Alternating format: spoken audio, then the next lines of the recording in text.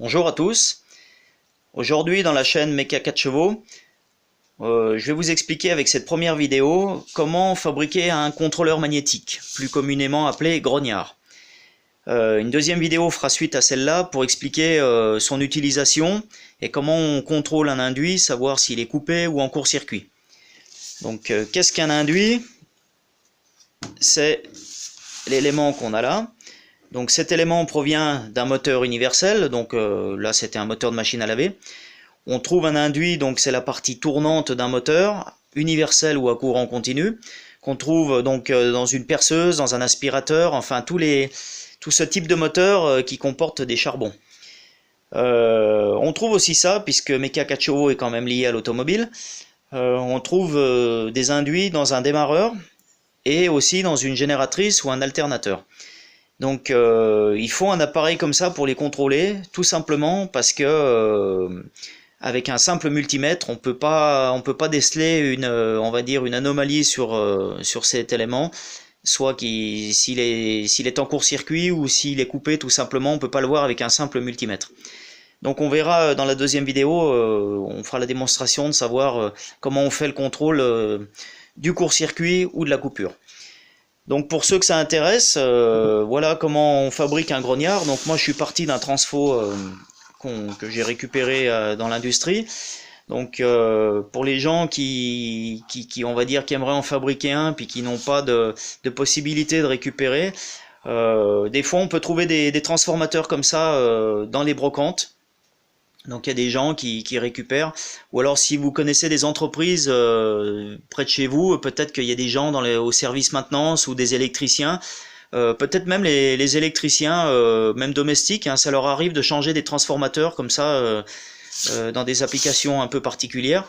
Et donc on peut trouver un transformateur qui est peut-être bon au niveau primaire et puis qui a claqué au niveau du secondaire. Donc là, surtout que là, on a besoin que du primaire, c'est-à-dire qu'on va prendre que l'enroulement qui est primaire, c'est-à-dire qui reçoit la tension de 220 volts. Là, on va l'alimenter en 220 volts, 230 volts, hein, le réseau de la maison. Et le secondaire, même si le secondaire était claqué, on s'en fout parce que là, il était de ce côté. Hein, j'ai coupé les fils et on va pas du tout l'utiliser. Tout simplement parce que ce transformateur, on va le modifier. Au lieu qu'il ait son rôle au début de transformateur, on va s'en servir comme électroaimant. Donc pour ce faire, il faut le modifier comme ça. Il faut créer, donc j'ai coupé à 45 degrés de chaque côté, j'ai fait une entaille à la disqueuse, de façon à venir couper l'entrefer d'un côté et de l'autre, on verra dessous.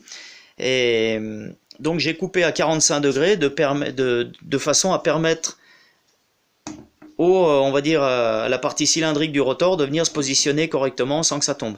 Donc l'idéal c'est d'essayer de trouver un transfo assez large pour éviter d'avoir, quand on a des gros induits, quelque chose qui soit pas bien stable. Bon, après on n'a pas toujours le choix, on fait avec ce qu'on trouve. Donc il faut couper donc l'armature extérieure, le bouclage magnétique. Il faut couper ici sans endommager le bobinage bien sûr. Donc c'est assez délicat.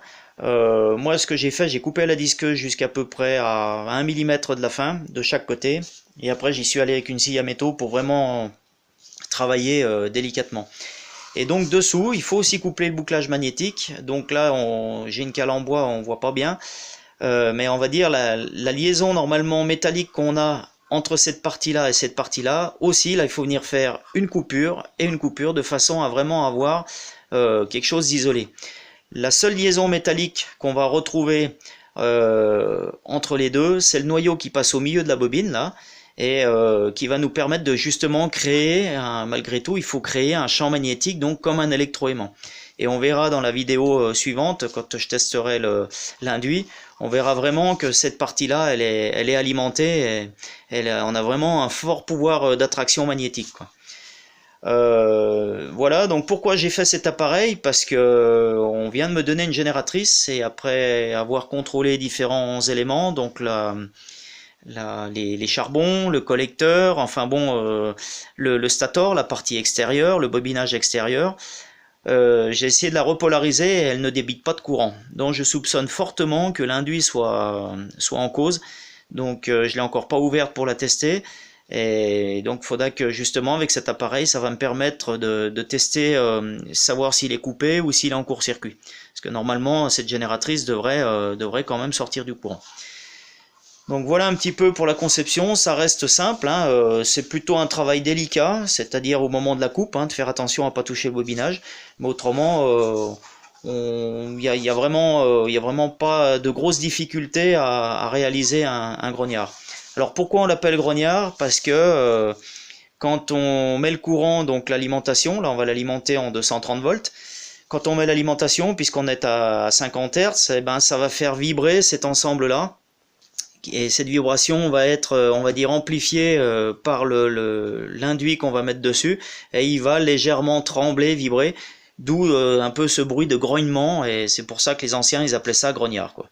Mais on trouve le terme contrôleur magnétique sur Wikipédia ou ailleurs, ça explique l'appareil et son fonctionnement. Voilà, encore une petite vidéo pour vous faire partager ma passion, et puis si vous avez des questions en plus pour les personnes qui souhaiteraient en réaliser un, et ben, posez les questions en commentaire et puis je tâcherai de vous répondre assez vite. Merci de votre fidélité et puis j'espère vous comme moi, en tout cas moi j'ai passé encore un bon moment à vous faire partager ma passion. À bientôt. Salut, merci.